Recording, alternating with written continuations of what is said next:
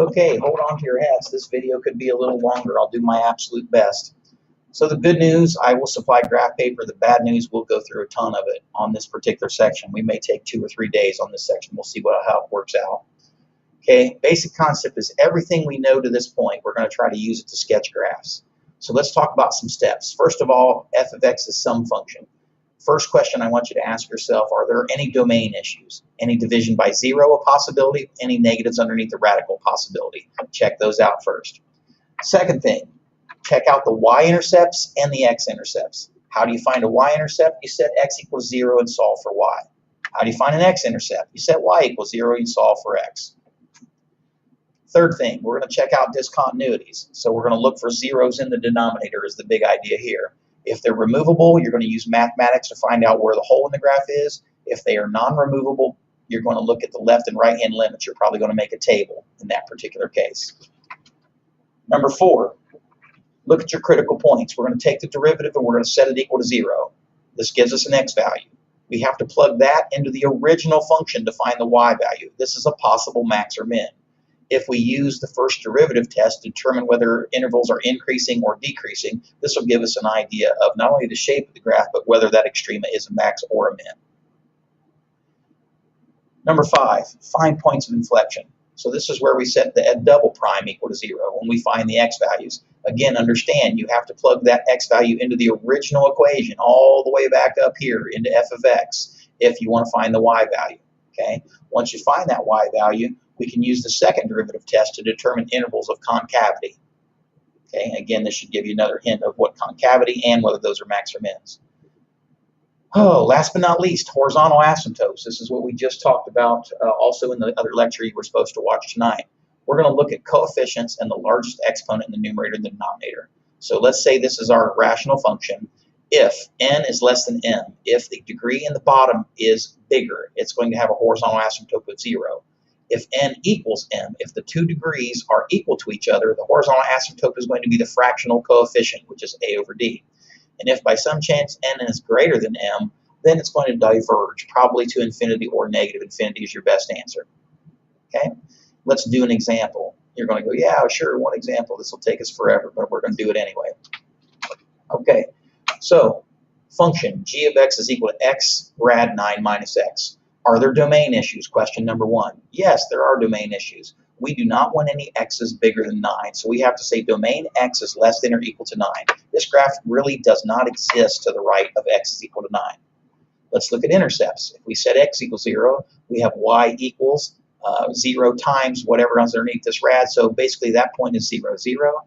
If we set y equal to 0, we hit x times rad 9 minus x equals 0. That's going to happen when x is equal to 0, which we've already talked about, or x is equal to 9. So that's the point 9, 0. So here's our intercepts. We're going to make show up on the graph. Let's talk about discontinuities. The only really discontinuity, there's no division by 0. There's just that negative underneath the radical. This graph comes to an abrupt stop at x is equal to 9, 0. Now this is some of the painstaking hard part. First of all, we use product rule and a little bit of chain rule to do the g prime of x. So if we do this, we find out that this has been here, this -1 is from the chain rule. We look at this guy here and we go, this needs a common denominator, so we have to multiply both sides of the left-hand side by 2 rad 9 minus x. This gives us 2 times quantity 9 minus x minus x. This is 18 minus 3x all over 2 rad 9 minus x. So if we set that top equal to 0, that's when 18 minus 3x equals 0. That's when x is equal to 6. This is a critical value. So if we take a look at increasing and decreasing on the intervals, we got negative infinity to 6 and 6 to 9. Why does this not go to positive infinity? Again, the domain issue. This graph does not exist to the right of 9 because I've got that part where I've got a radical here. 9 minus x literally just stops at x equals 9. So if we zip back down here and we take a look at this, so if I plug in 0, okay, this is my test point that I chose over here. If I plug in 0, I get 18 over 6, which is greater than 0, means increasing. If I plug in 7 at test point, I get -3 over 2 rad 2, which is, of course, less than 0 or decreasing.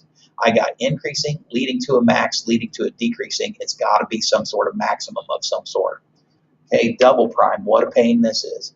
So we're going to use quotient rule here. Derivative of the top times the bottom function. And again, which one am I starting off of? Concentrate on this one right here. Derivative of the top, negative 3x. The bottom function, 2 rad 9 minus x underneath the rad. Okay? So it looks like this. Minus the top, 18 minus 3x, times the derivative of the bottom one.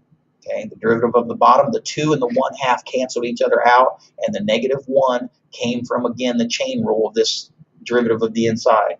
Now the negative here and the negative here both cancel, and I need common denominators again. So basic concept is this one turns into look like this, and I've got to somehow find a common denominator, so I'm going to multiply both the numerator and the denominator by rad 9 minus x. Once I do that, I clean up a little algebra up top here. I combine some like terms. I do some distribution, law, and I get 3 times the quantity of x minus 12 over 4 minus 9x to the 3/2 power. Any value, again, remember, our domain does not go up to 12. So any value less than 9 is going to have a negative double derivative.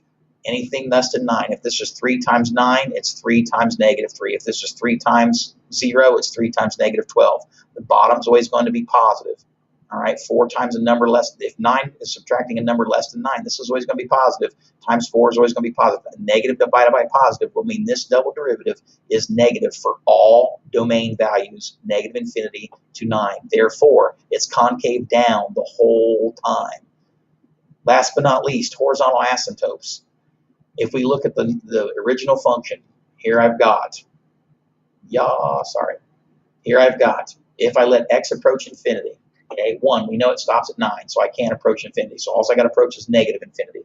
If I put negative number here, and this number here winds up being the square root of a positive number, a negative times a positive is going to be a negative. So as x approaches negative infinity, y is also going to drop off. So what did I do? I plotted my x-intercept and my y-intercept, my 0, 0, and my 9, 0. I plotted my maximum. 6 was my max, and I plugged it back into the original equation to get 6 rad 3, which is a little over 10.